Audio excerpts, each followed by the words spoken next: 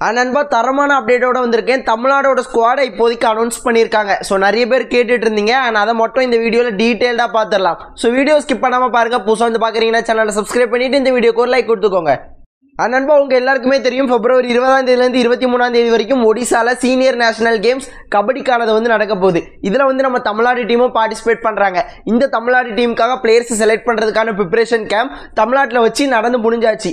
நேற்று நான் வீடியோ போட்ட கொஞ்ச நேரத்திலே தமிழ்நாடோட ஸ்குவாடை வந்து அனௌன்ஸ் பண்ணியிருக்காங்க. ஸோ ஸ்குவாடில் யாரெல்லாம் எப்போ இருக்காங்க அப்படிங்கிறத டீட்டெயில்டாக பார்த்துடலாம்.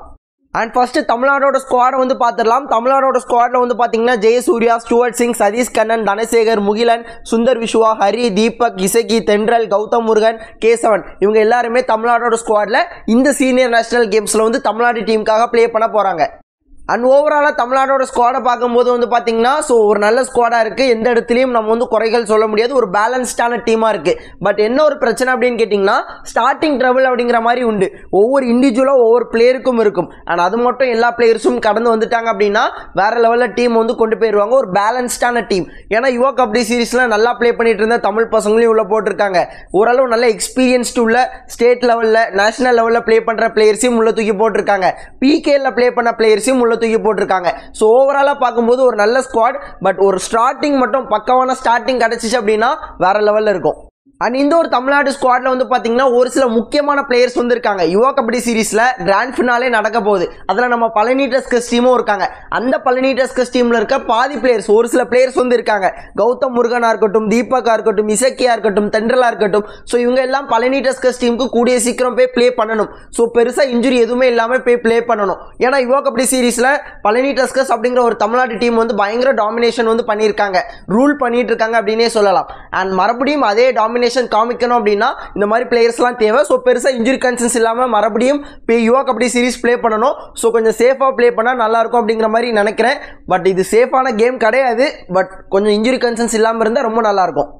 நிறைய பேர் கேட்குற கேள்வி குகான் ராஜுவனை எதனால் எடுக்கல அப்படிங்கிறது. ஸோ எனக்குமே ஒரு பெரிய கேள்விக்குறி இருக்குது. ஏன்னா திருச்சி டீமுக்காக ஒரு பயங்கரமான பர்ஃபார்மன்ஸஸ் வந்து கொடுத்துட்டு இருந்தாரு. இந்த சீனியர் ஸ்டேட் அந்த சாம்பியன்ஷிப்லையும் கொடுத்துருந்தார். ஓகேங்களா. ஸோ ஒரு பயங்கரமான பிளேயர். பிகேலேருந்து ரிலீஸ் பண்ண உடனே அவரோட கேம் வந்து பயங்கரமாக இம்ப்ரூவ் பண்ணி பயங்கரமாக ப்ளே பண்ணிட்டு இருக்கார். அவரை ஏன் எடுக்கல அப்படிங்கிறது எனக்கு தெரியல. பட் சக்திவேல், விஸ்வா இந்த மாதிரியான பிளேயர்ஸ் வந்து பார்த்தீங்கன்னா ஸோ நான் ஏற்கனவே சொன்ன மாதிரி தான் யுவா கபடி சீரீஸ் நடக்க போகுது. அதில் யுவா கபடி சீரீஸில் பழனி டஸ்கர்ஸ் டீமோட மெயின் டிஃபெண்டர்ஸ் ரைடர்ஸ் ரெண்டு பேருமே. ஸோ மேபி அதனால கூட ஒரு இன்ஜுரி ஏற்பட்டுறக்கூடாது, பழனி டஸ்கர்ஸ் டீமுக்கு அது பாதிப்பாக அமைஞ்சிடக்கூடாது அப்படிங்கிறதுக்காக கூட அவங்க இந்த ஸ்குவாடில் வந்து அந்த ட்ரைனிங் செக்ஷனுக்கோ எதுக்கோ அனுப்பாமல் இருந்திருக்கலாம். மேபி அதுதான் ரீசனாக இருக்கும் மேக்ஸிமம்.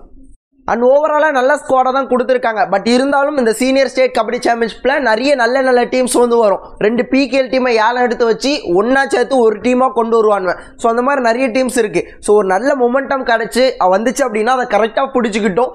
இண்டிவிஜுவலாக ஒவ்வொரு பிளேயர்ஸும் அந்த நல்ல ஸ்டார்ட் கொடுத்தாங்க அப்படின்னா கண்டிப்பாக இந்த டோர்னமெண்ட்டில் ஒரு டாமினேட் பண்ணி ஒரு மெடல் வந்து கண்டிப்பாக அடிக்கலாம். அண்ட் இது என்னோட ஒப்பீனியன். உங்களோட ஒப்பீனியனை மறக்காம கமெண்ட்ல சொல்லுங்க. அண்ட் அவ்வளோதான் நம்ம வீடியோ. ஸோ இவ்வளோ நேரம் வீடியோ ஸ்கிப் பண்ணாமல் பார்த்தா உங்க எல்லாருக்குமே நன்றி. இதே போல நல்ல வீடியோவில் நாளைக்கு பார்க்குறேன். அது வரைக்கும் tata, bye bye, see you நண்பா.